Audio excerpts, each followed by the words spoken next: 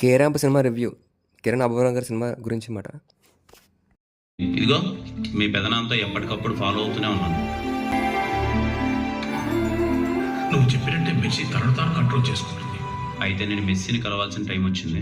నేను చెప్పిన ప్లేస్కి మెస్సీని తీసుకోరని చెప్తా. సినిమా రిలీజ్ 10 డేస్ పైన అవుతుంది. ఇవాళ చూసిన సినిమాని. అందుకే రివ్యూ గురించి చేస్తున్నాను ఎలా ఉంటుందని చెప్పి. ఇది నా ఒపీనియన్ అనమాట. అందరి ఒపీనియన్ అవ్వడం కాదు. సినిమా వాళ్ళు చూసి ఉంటారు చాలామంది.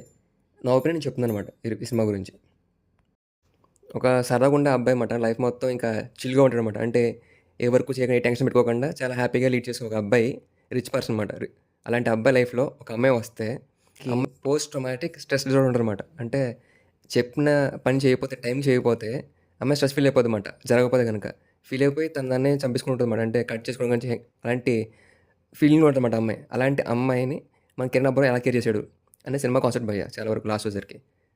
దాంట్లో మొత్తం ఫ్యామిలీ హీరోయిన్కి కిరణ్ మాటేస్తాడు అనమాట. ఏంటంటే తను ఉన్నంత వరకు బాగా చూసుకుని చెప్పి లైఫ్ లాంగ్ అమ్మాయిని.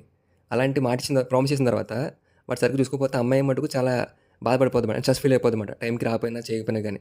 అలాంటి టైంలో కిరణ్ అబ్బవరం అమ్మాయికి ఏం ప్రామిస్ చేశాడు, అమ్మాయి ఎలా ఫీల్ అయింది అని చెప్పి సినిమా కాన్సెప్ట్ రన్ అవుతుంది అనమాట. అమ్మాయి గురించి ఫస్ట్ తెలియదు కిరణ్ అబ్బవరం ఎలా ఉంటుందని చెప్పేసి. కరెక్ట్గా ఇంటర్వల్ బ్లాంగ్ అర్థమవుతుంది అనమాట. అలా అమ్మాయి ఎలా ఉంటుందో ఏంటి అని చెప్పి తనకున్న ప్రాబ్లమ్స్ అర్థమవుతుంది కిరణ్ అబ్బవరంకి. అప్పుడు తను ఎలా ఫీల్ అయ్యాడని చెప్పి సినిమా మొత్తం రన్ అవుతుంటుంది. లాస్ట్లో ఫాదర్ సన్ సెంటిమెంట్ ఎలా ఉందో చూపిస్తారు అన్నమాట సినిమాలో. వాళ్ళ ఫాదర్ ఎలా ఉండేవాడు సాయి కుమార్ గారుని కిరణ్ అబ్బవరం రిలేషన్ ఎలా ఉంది చూపించారు సినిమా మొత్తం మీద. చూడడానికి టైం పడుతుంది కానీ పర్లేదు బాగానే ఉంది. ఎందుకంటే సినిమాలు ఎప్పుడు కూడా తక్కువ చేసి మాడకూడదు. ఎంతో కష్టపడతారు సినిమాలో. ప్రతి ఒక్క టెక్నీషియన్ చాలా కష్టపడతారు సినిమాకి. ఆ హిట్ అవుతుందా ఫ్లాప్ అవుతుందో నెక్స్ట్ విషయం. పాజిటివ్ చెప్పుకోవాలి, నెగిటివ్ చెప్పుకోవాలి. కానీ మనం ఎప్పుడు నెగిటివ్ చెప్పకూడదు సినిమా గురించి. ఎందుకంటే ఒక సినిమా ఇండస్ట్రీ చాలా గొప్ప ఇండస్ట్రీ. చాలామందికి లైఫ్ ఇస్తుంది, చాలామందికి ఉపాధి కల్పిస్తుంది. సో సినిమా చూడొచ్చు, మరీ అంత తక్కువ అని కాదు.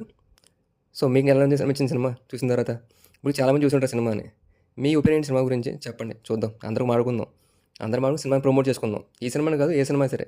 సినిమా ఇండస్ట్రీని కాపాడుకున్న బాధ్యత మనదే. ఎందుకంటే మనం మంచి సినిమాలు చూస్తే వాళ్ళు మంచి సినిమాలు తీస్తారన్నమాట. కొన్ని సినిమాలకి నేషనల్ అవార్డ్స్ వస్తాయి కానీ సినిమా కలెక్షన్స్ రావు. కొన్ని సినిమా కలెక్షన్స్ ఎక్కువ వచ్చినా కానీ చాలా తక్కువ రోజు గుర్తుంటుంది సినిమా. అదే తక్కువ కలెక్షన్స్ వచ్చినా కానీ ఎక్కువ రోజు గుర్తున్న సినిమాలు చాలా ఉన్నాయి. మనం మంచి సినిమా ప్రమోట్ చేసుకుందాం, మంచి సినిమాలను ఇంకా మంచిగా తీసేలా చేద్దాం.